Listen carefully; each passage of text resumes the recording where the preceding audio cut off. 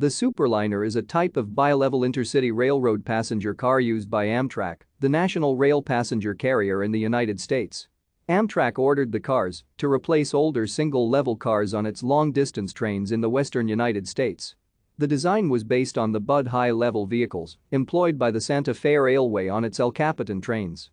Pullman-Standard built 284 cars, known as Superliner I, from 1975 to 1981. Bombardier Transportation built 195, known as Superliner II from 1991 to 1996.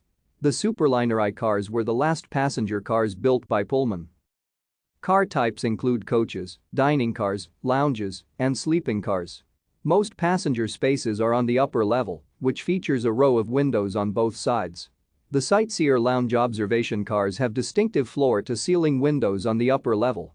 Boarding is on the lower level. Passengers climb up a center stairwell to reach the upper level. The first Superliner I cars entered service in February 1979, with deliveries continuing through 1981. Thank you for watching. Like and subscribe if you would like to view more of our videos. Have a nice day.